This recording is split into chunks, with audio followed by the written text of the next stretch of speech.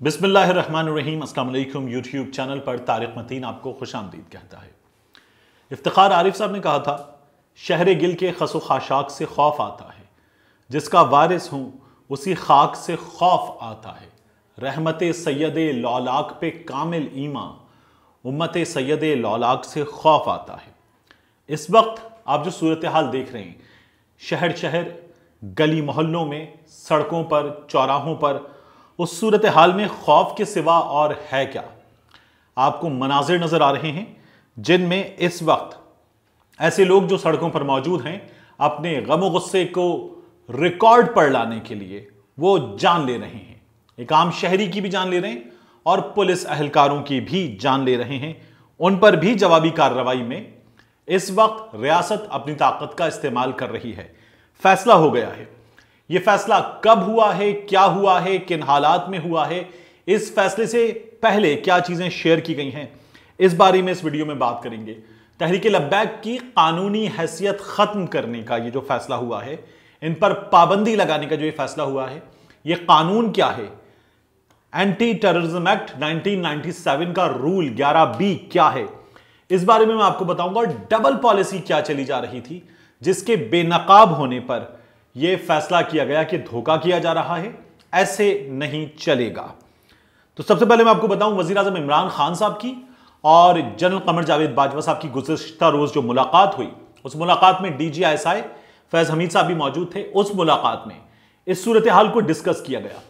उस मुलाकात में जो हालात हैं उनके बारे में बात की गई, पूरे मुल्क के हालात सामने रखे गए और उससे पहले एक ब्रीफिंग में सभी बड़ों को यह बता दिया गया था कि इस वक्त हालात क्या हैं, सूरत हाल क्या है, मुल्क भर में क्या सूरत हाल है, किन बड़े शहरों में कितने मकामात पर क्या हालात हैं, हसास तरीन मकामात कौन से हैं, जहां जिंदगियां गई हैं वो इलाके कौन से हैं। कल तक ये चीजें बता दी गई थी। फिर उसके बाद इस बारे में जो अपडेट्स हैं वो भी शेयर हो रहे थे और मुसलसल हो रहे थे। इस बिना पर यह फैसला किया गया है। तहरीक लब्बैक पर पाबंदी लगा दी गई है और ये जो पाबंदी है, इस पाबंदी से तहरीक लब्बैक की कानूनी हैसियत कैसे खत्म होगी, इस बारे में पहले बात कर लेते हैं। मैं आपको बताऊं, तहरीक लब्बैक पर यह पाबंदी लगाई गई है एंटी टेररिज्म एक्ट 1997 के रूल 11B के तहत। यह रूल क्या कहता है? यह रूल है प्रोस्क्रिप्शन ऑफ ऑर्गेनाइजेशंस, तंजीमों पर पाबंदी के हवाले से। द फेडरल गवर्नमेंट में, विफाकी हुकूमत कर सकती है ऐसा फैसला by order published in the official gazette. जो सरकारी गजेट है उसमें ऐसा हुक्म छाप कर as a list an organisation as a proscribed organisation in the first schedule of an ex parte basis.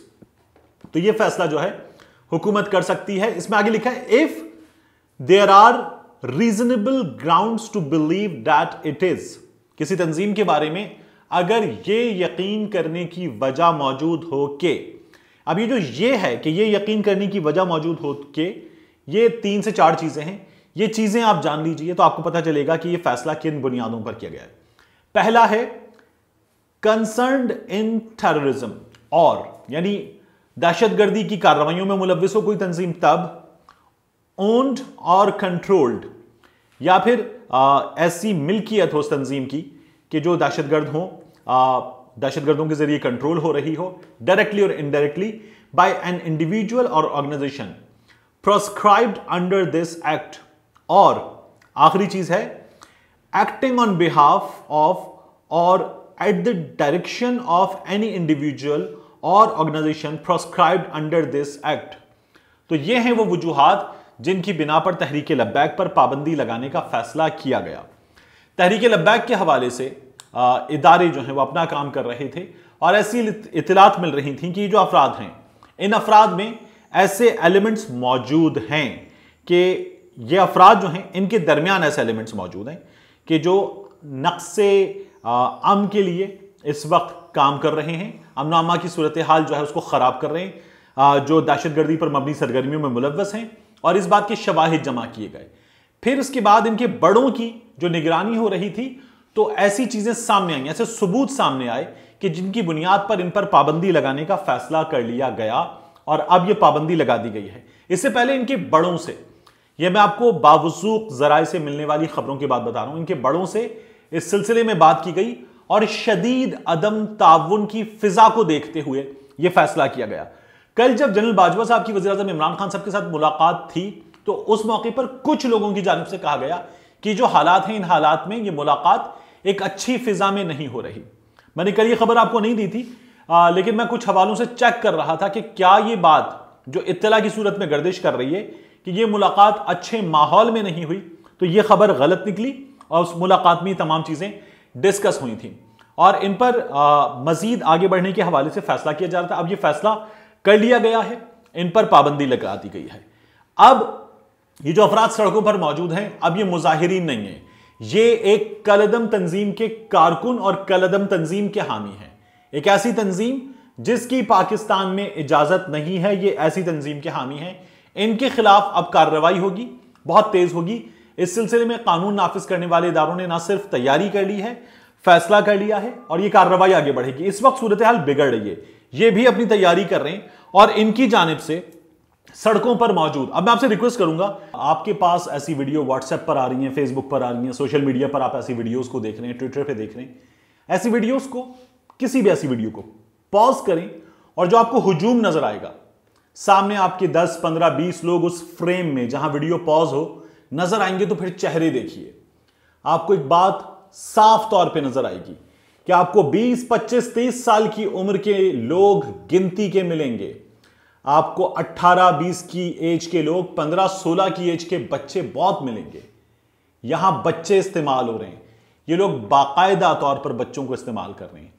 इन लोगों की किसी भी आप हुजूम में जाकर देखिए, जहां ये धरना देकर बैठे हुए वहां देखिए, तो आपको नजर आएगा कि बड़ी तादाद में ऐसे लोग मौजूद हैं जो डंडे लेकर बैठे हुए हैं, बच्चे उनमें मौजूद हैं और ये लोग जो है सिर्फ एक बात जानते हैं कि इस वक्त इन्हें हमला करना है, जो इन्हें रोकेगा उस पर हमला करना है। पुलिस वालों पे इन्होंने हमले किए हैं और पुलिस वालों की पूरे मुल्क में जो शहादतों की तादाद है वो तादाद 5 के करीब पता चल रही है। ये हालात बहुत खतरनाक हो गए थे।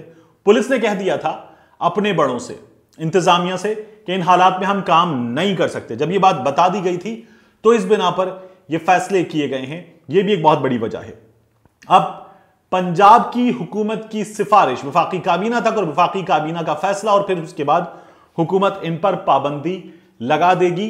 ये एक सब्र का इम्तिहान था हुकूमत के। इस सिलसिले में कोशिश की गई, इससे पहले इन्हें एंगेज किया जा रहा था, लेकिन जब ये हत्थे से उखड़ गए, जब ये एंगेज करने के बावजूद भी कंट्रोल में नहीं आए, तो उसके बाद रियासत ने अपना फैसला किया।